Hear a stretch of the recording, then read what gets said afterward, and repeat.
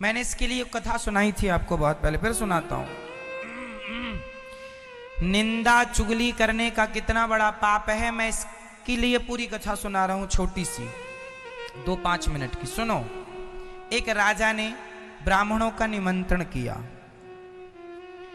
खोले में भोजन बन रहा था, खीर पक रही थी। संयोग से खीर ढकी नहीं थी, तो ऊपर से एक पक्षी सांप को लिए जा रहा था। तो सांप उसके पंजों से, पक्षी के पंजों से छूटा और संयोग से उस बर्तन में जाके गिरा जिसमें खीर पक रही थी। तो सांप का जहर उस खीर में मिल गया। अब खीर हो गई जहरीली। वही खीर सारे ब्राह्मणों को परोसी गई। सारे ब्राह्मणों ने खीर खाई। खीर खाते ही सारे ब्राह्मण मर गए। लगभग 100-125 ब्राह्मण थे, सब मर गए एक तरफ से। अब आप लोगों से सवाल पूछ रहा हूं मैं। अब जब ब्राह्मण मरे तो केस गया यमराज के पास। यमराज जी ने कहा, भाई 125 ब्राह्मण मरे, इन ब्राह्मणों की हत्या का जिम्मेदार कौन है? आपसे सवाल, बताइए उन ब्राह्मणों की हत्या का जिम्मेदार कौन था? जल्दी उत्तर दो। सांप जिम्मेदार था क्या? पक्षी जिम्मेदार था क्या? राजा जिम्मेदार था क्या? 3 में से कौन? बताओ, चलो हाथ उठाओ। हैं? जिसने खीर बनाई वो जिम्मेदार है, वो ढका नहीं। बात ठीक है आपकी, पर वो जिम्मेदार नहीं है। भाई खीर आदमी बना रहा है तो खीर को चलाना पड़ेगा बार बार। बेचारा चला रहा था, तभी कोई पानी वानी पीने चला गया होगा, मिनट भर की बात, उतनी में गिर गया सांप। अब इसमें उसकी क्या गलती है? क्यों मैया, आप बताओगी कौन गलत है? बताओ, किसको दोषी माने? ब्राह्मण हत्या होगी ब्राह्मणों की। कौन है हत्या का दोषी? कौन मैया, आप बताओ। पीछे वाली मैया बताओ, कौन?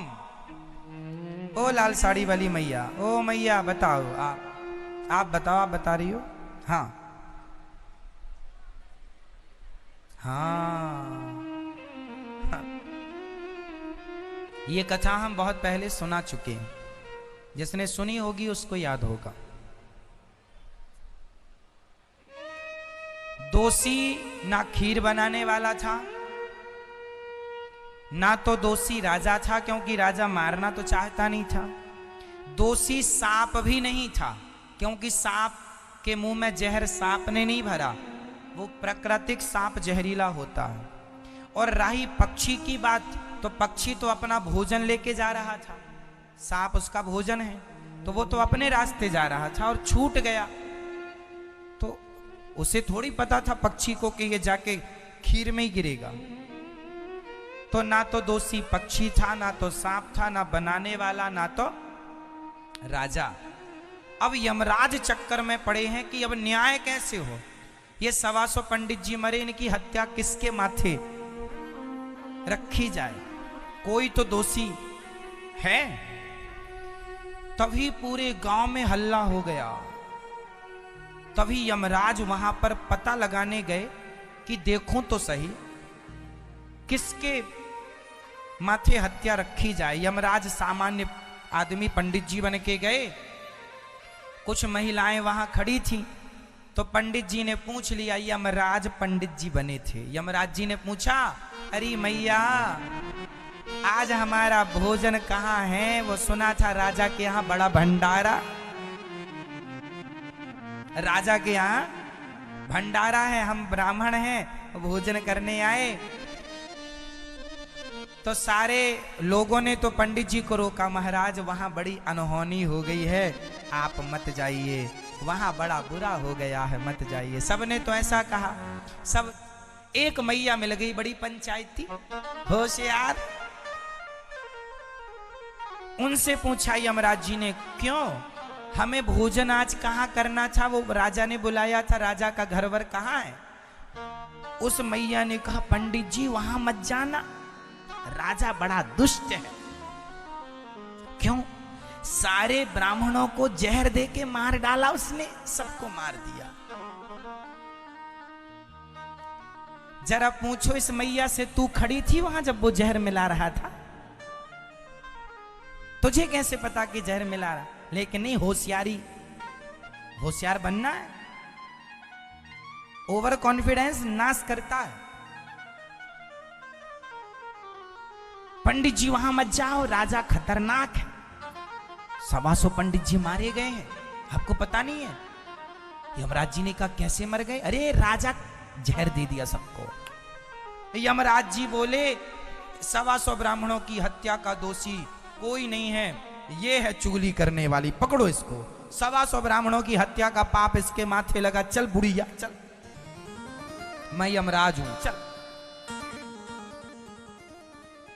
महाराज हमें कहां पकड़े ले जा रहे हो? तू ही कर रही है, बाकी तो किसी ने चुगली नहीं की, बुराई नहीं की।